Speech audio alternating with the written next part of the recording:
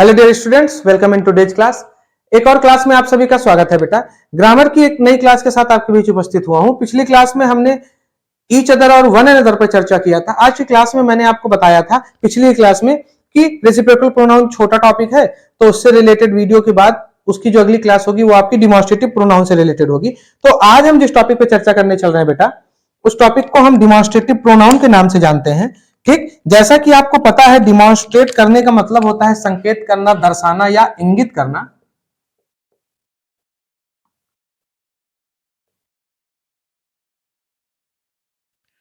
जैसा कि मैंने आपको बताया, आज का हमारा टॉपिक है डिमॉन्स्ट्रेटिव प्रोनाउन।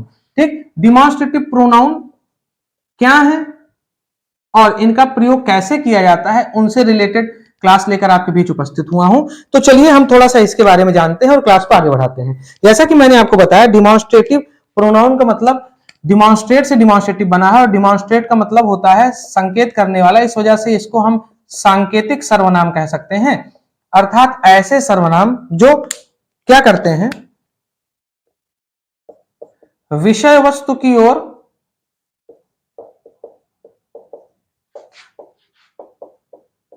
संकेत करते हैं या ध्यान दिलाते हैं या ध्यान दिलवाते हैं, इस अर्थ में आप करते हो।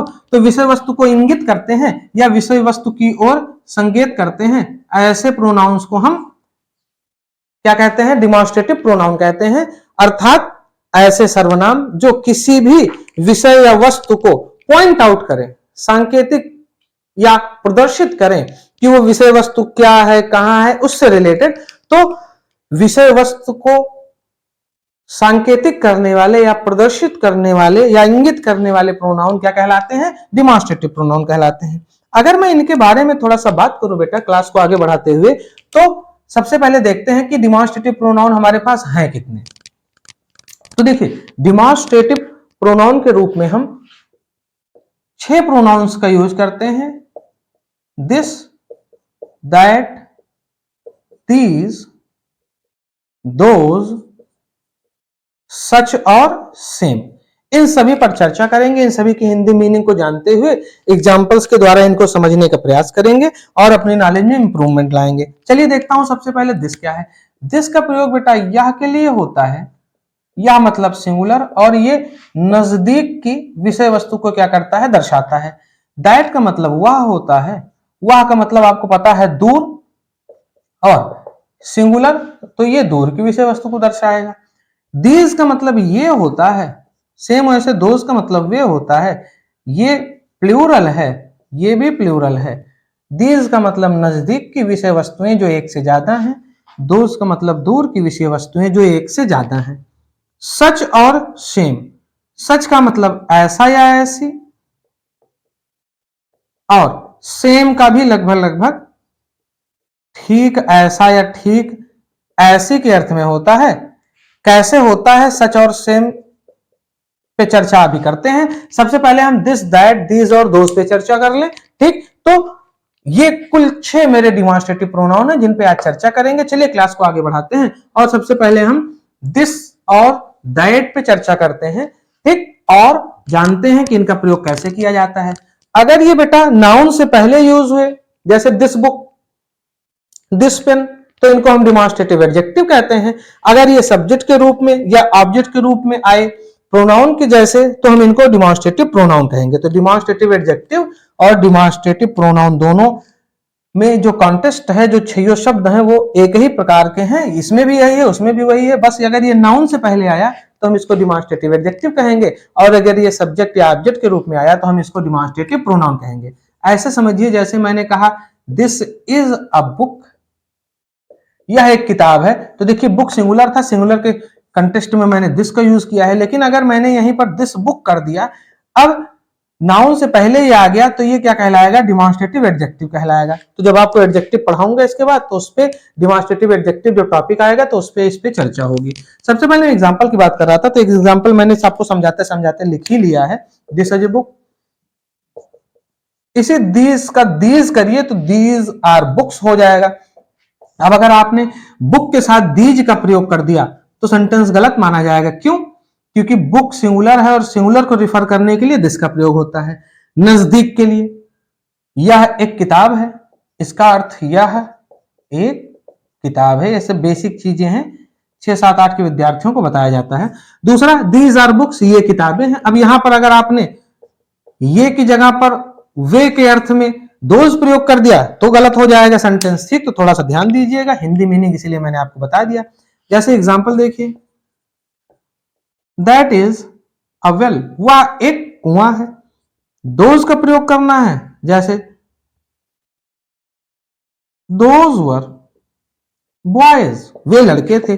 अब यहां पर आपने अगर दैट प्रयोग कर दिया तो गलत हो जाएगा। क्यों? दैट तो वह को दिखाता है, दूर को दिखाता है। दोज वे को दिखाता है, दूर को दिखाता है। वह लड़के थे नहीं होगा बेटा, वह लड़का था होगा। दैट लगता तो यहां पर बॉय होता, बॉयज है, इस वजह से आप दोज का प्रयोग करोगे। तो दिस और दैट के यूज में हमें लग रहा है आपको कोई दिक्कत नहीं होगी।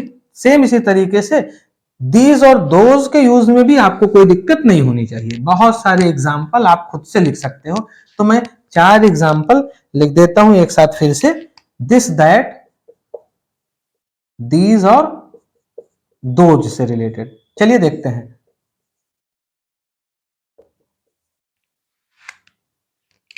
जैसे this is my town, town singular है, नजदीक है, दिस का प्रयोग किया है इंडिकेट करने के लिए। दैट इज आवर होम, घर थोड़ा दूर है, संकेत करके बता रहा है कि वह मेरा घर है, सिंगुलर है, इस वजह से दैट लगा है। दीज आर माई फ्रेंड्स, दोस्त एक से ज्यादा हैं, नजदीक हैं, दीज लगा है। दोज आर काइट्स, पतंगे उड़ रही हैं, एक से ज्यादा हैं, दूर हैं, दोज लगा है। अगर यही नजदीक होती तो दीज लग जाता। तो दिस, दैट, दीज और दोज का प्रयोग इस तरीके से होता है डिमॉन्स्ट्रेटिव प्रोनाउन में।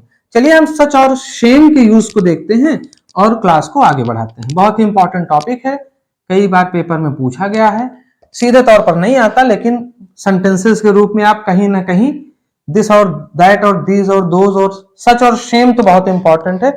आगे जब आप सिंथेसिस और ट्रांसफॉर्मेशन पढ़ोगे तो इनके यूजेस मिलते हैं। चलिए हम देखते हैं सच और सेम का प्रयोग। साथियों चलिए सच और सेम के यूजेस देखते हैं। जैसे सच इज लाइफ, जीवन ऐसा होता है या यही जिंदगी है के अर्थ में सच का यूज हुआ है। सेम का कुछ ऐसे यूज होता है बेटा, जैसे you have a new pen, I have the same, तुम्हारे पास एक नई कलम है और मेरे पास ठीक वैसी ही है। तो आई होप आपको डिमॉन्स्ट्रेटिव प्रोनाउन कायदे से समझ में आ गया होगा। मैंने आपको बताया डिमॉन्स्ट्रेटिव प्रोनाउन में दिस, दैट, दीज और दोज का यूज ज्यादा होता है। तो आज की क्लास में बस इतना ही, डिमॉन्स्ट्रेटिव प्रोनाउन का टॉपिक इतना ही था। जल्दी आपसे एक और नई क्लास में मुलाकात होगी, तब तक के लिए keep practising and be happy, be healthy. जय हिंद।